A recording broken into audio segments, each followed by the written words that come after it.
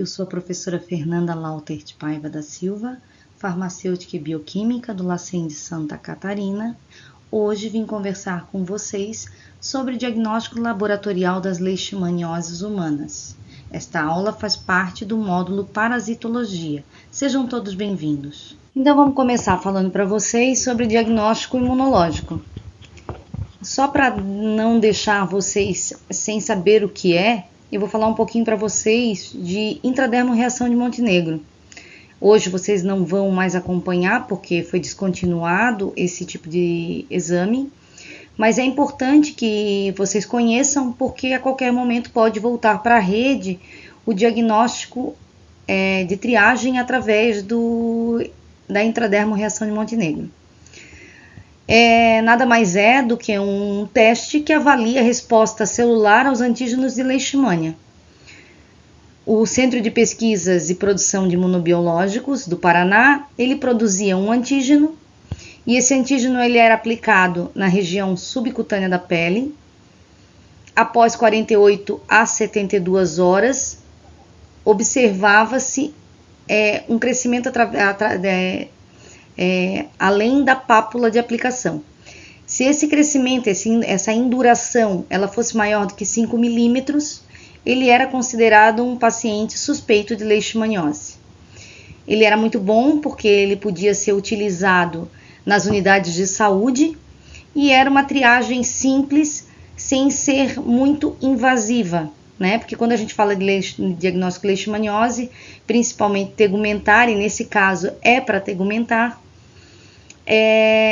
se fala em fazer raspado de lesão, biópsia, assim por diante. Então, era um diagnóstico simples que era realizado na ponta. Não se faz mais, mas provavelmente pode-se voltar a fazer no futuro como diagnóstico de triagem. Então, diagnóstico imunológico, a sorologia das leishmanias. Quais as ferramentas que eu posso usar? Eu posso usar a imunofluorescência indireta, eu posso utilizar o método de ELISA, eu posso utilizar a imunocromatografia, né? A gente vai falar um pouquinho de cada coisa um pouco mais à frente, né? Mas que fique bem claro que a sorologia ela é um método com um valor diagnóstico imenso para pesquisa da leishmaniose visceral. O diagnóstico imunológico da leishmaniose visceral humana, a sorologia da leishmaniose visceral humana, ele pode ser feito através da imunocromatografia. O Ministério da Saúde hoje definiu que a imunocromatografia ela pode ser realizada inclusive como teste confirmatório, não havendo a necessidade da confirmação por imunofluorescência ou pesquisa do parasitológico. O parasitológico ainda é o padrão ouro, mas a imunocromatografia, por ela ser um teste rápido e ela ter uma boa sensibilidade e especificidade, ela já define o diagnóstico para tratamento.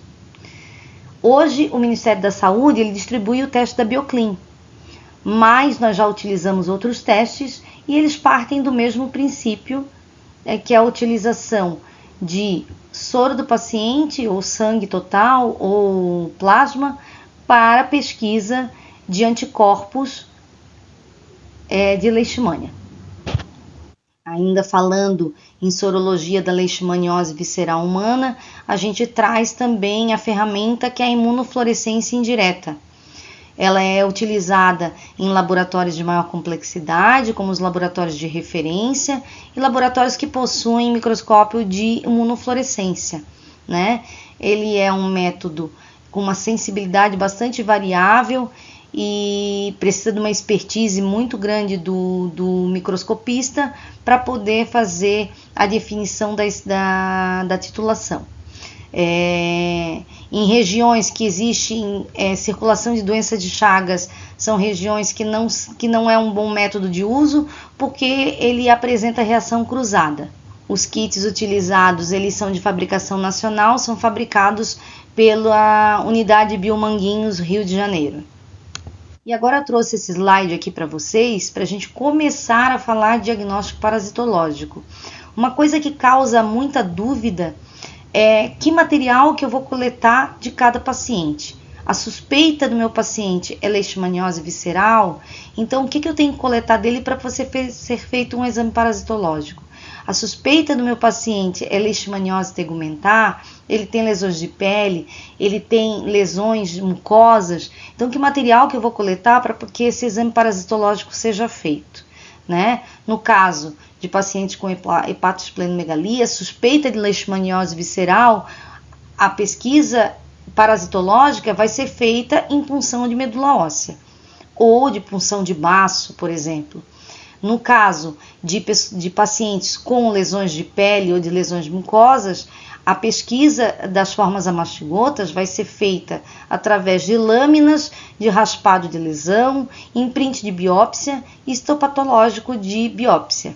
Independente da forma clínica visceral ou tegumentar ou mucosa, o que a gente vai buscar no diagnóstico parasitológico? A gente vai buscar o protozoário na sua forma intracorpórea, humana, né? Nesse caso, nós vamos procurar as formas amastigotas do protozoário. A gente vai procurar a forma promastigota no material do paciente, professora? Não, a gente não vai buscar a forma promastigota, porque a forma promastigota, ela está lá dentro do vetor, dentro do inseto, né? A gente vai buscar na medula óssea, a gente vai buscar no raspado de lesão as formas amastigotas. E aí, muito importante, não se libera diagnóstico parasitológico de paciente de leishmania, seja tegumentar, seja mucosa, seja visceral, se não for observado a presença do cinetoblasto e do núcleo. Tá? Eu não posso liberar se eu ver só núcleo ou se eu ver só cinetoblasto. É importantíssimo que essas duas estruturas elas estejam presentes na hora que você for fazer a observação no microscópio. Então aqui a gente pode observar algumas fotos de microscopia, tanto de medula óssea quanto de material de lesão, onde a gente tem a presença de formas amastigotas com cinetoblasto e núcleo, intramacrófago ou até soltas no meio das hemácias e das outras formas sanguíneas presentes na amostra. O diagnóstico parasitológico da leishmaniose visceral ele vai ser realizado através do esfregaço de medula óssea. É feita a punção da medula óssea, né? E aí é realizado inúmeros esfregaços, 2, 3, o quanto for necessário para se tentar aumentar a sensibilidade do teste. E esses esfregaços eles vão ser fixados com metanol e curados por Giemsa. E a pesquisa vai ser feita, como eu já disse anteriormente, vai se pesquisar a presença de formas amastigotas contendo cinetoblasto e núcleo nessas amostras de esfregaço de medula óssea. É um método bastante empregado quando o imunocromatográfico não é eficiente. Por exemplo, quando eu tenho pacientes com imunidade reduzida, onde o imunocromatográfico vai dar negativo e existe a possibilidade do parasitológico ser positivo, né? Eu não vou ter anticorpo porque eu tenho imunidade reduzida, mas eu posso fazer a pesquisa das formas amastigotas na medula óssea desse paciente. E ele também é importante porque ele define carga parasitária. Já na leishmaniose tegumentar, a gente pode fazer o diagnóstico através do raspado de lesão, que é um procedimento mais simples, que pode ser feito pelo próprio bioquímico no laboratório, a coleta pode ser feita pelo técnico de laboratório e a coleta pode ser feita pelo técnico de enfermagem, né?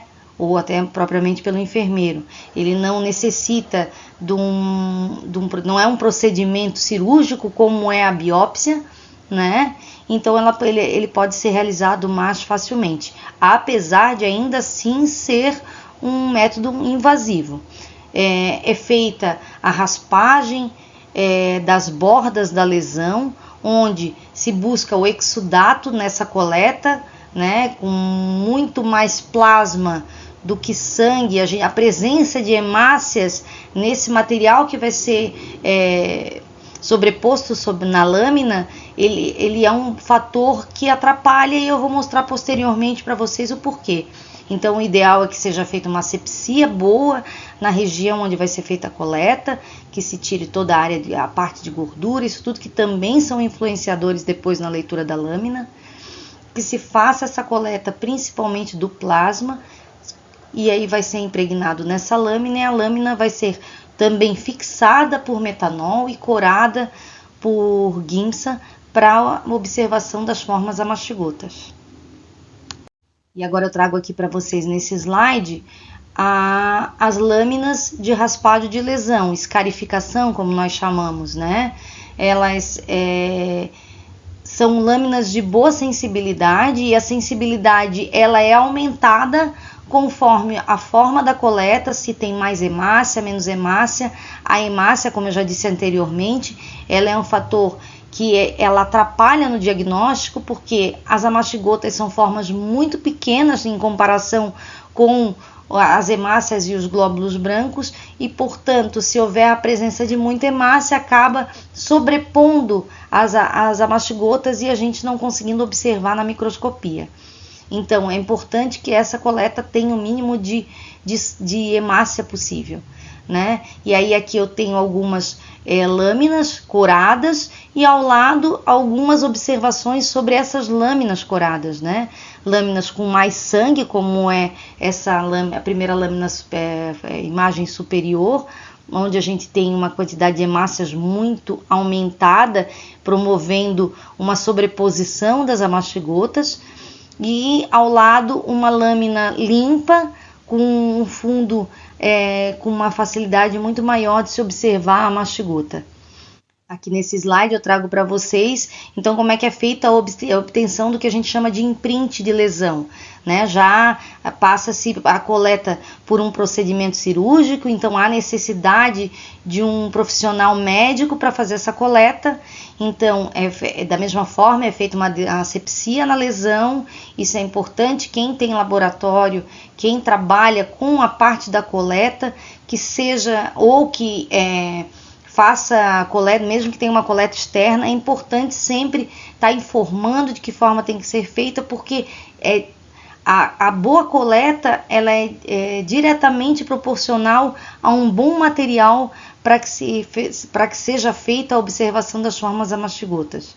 Então, sempre fazer uma boa asepsia nessa lesão, retirando gordura, pomada, tudo que há presente ali naquela lesão. As lâminas, elas têm que ser lâminas novas e elas têm que ter uma limpeza para também que ela não tenha gordura, isso tudo. Então, e depois é feito o quê? É retirado um fragmento dessa lesão e feito carimbos com esse fragmento de lesão sobre a lâmina. Por isso que a gente chama de imprint, são prints da própria lesão sobre essa lâmina. E aí, nesse slide, vocês podem ver que os prints formados, as impressões formadas pela biópsia que foi coletada da lesão, ela é sobreposta na lâmina. Depois a gente faz a mesma fixação com metanol, cora com Giemsa e observa em microscopia de imersão a presença ou não de formas amastigotas.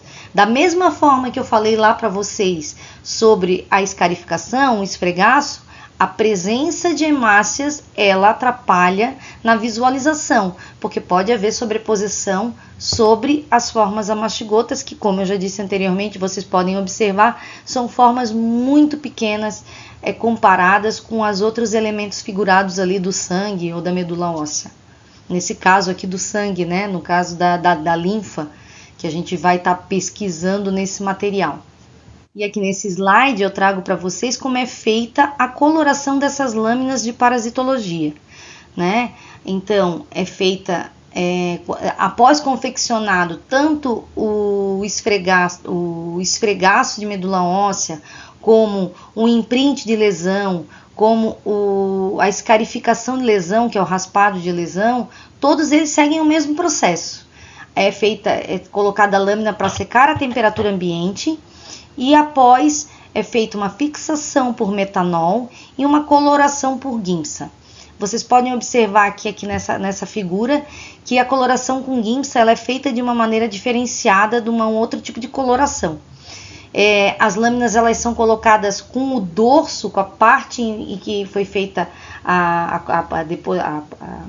colocação do material voltado para baixo, e o corante ele é colocado por baixo de forma que o precipitado desse corante ele vá para o fundo da cuba de coloração e não fique impregnado na lâmina, porque o precipitado do corante Giemsa, que a gente sabe que é um corante que precipita muito, ele forma artefatos na lâmina. Então a gente já não quer ter hemácia em excesso e muito menos artefato de Giemsa atrapalhando na leitura, porque nós temos formas muito pequenas a serem encontradas. Então qualquer contaminante na lâmina, seja um artefato depositado pela deposição do Giemsa ou a presença das hemácias em excesso, elas atrapalham demais na leitura. Portanto, é importante que a coloração seja feita dessa forma, de forma invertida.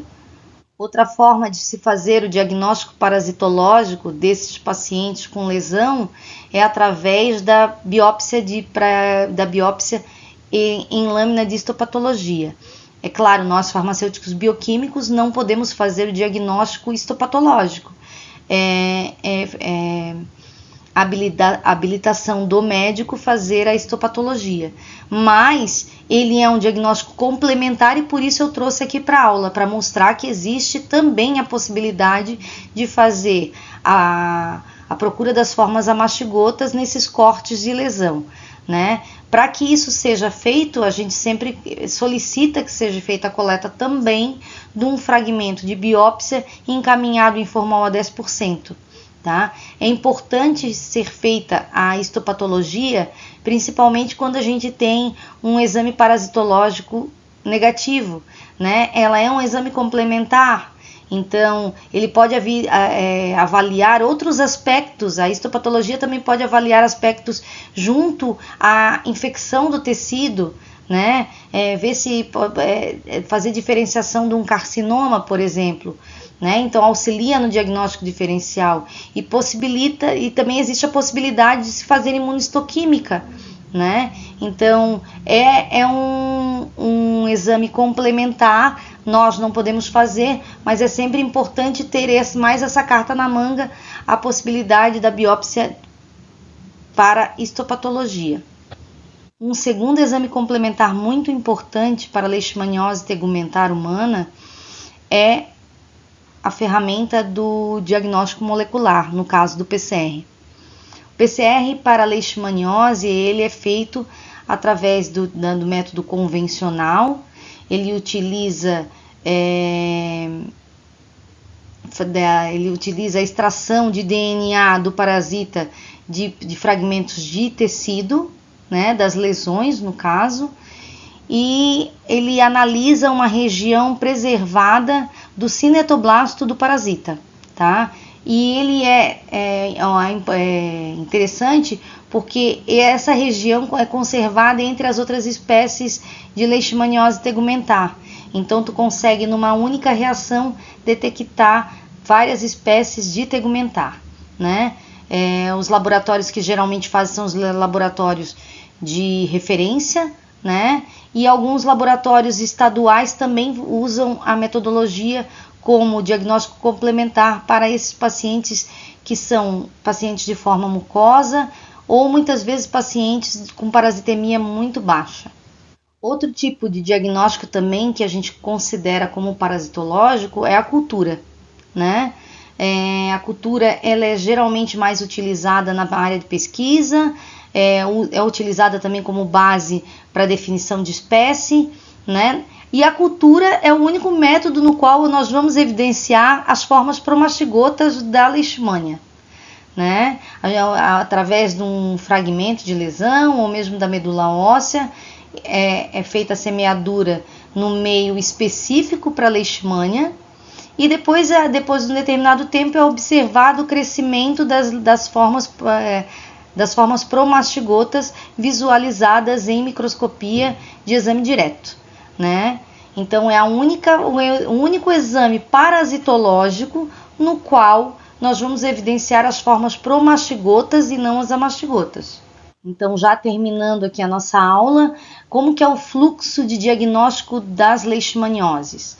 Uma leishmaniose tegumentar, por exemplo, é feito primeiro diagnóstico parasitológico. Se o diagnóstico parasitológico é positivo, esse laudo é liberado e o paciente já entra em tratamento. Se o diagnóstico é negativo, ele vai para a histopatologia e PCR, que são os exames complementares. A leishmaniose visceral é um pouquinho diferente. Primeiro é feito imunocromatográfico. Se o imunocromatográfico é positivo, esse paciente já inicia tratamento. Se ele é negativo, observa-se o contexto de que se é um paciente imunodeprimido ou se é um paciente imunocompetente. Se for um paciente imunodeprimido, a gente faz uma punção, solicita uma punção de medula óssea para poder ver se há confirmação através do teste parasitológico. Então tem um pouco de diferencial entre um e outro. Alguns exames são utilizados para uma patologia, outros exames são utilizados para outra patologia. E para finalizar a aula de hoje, eu trago para vocês um caso de histoplasmose num paciente imunodeprimido com lesão de pele e um caso de esporotricose, mostrando as lâminas curadas também com Giemsa, com presença de histoplasma e esporotrix, que são muito similares visualmente à leishmania. Lembrando que a leishmania tem cinetoblasto e núcleo e é o grande diferencial para o diagnóstico. Obrigado a todos.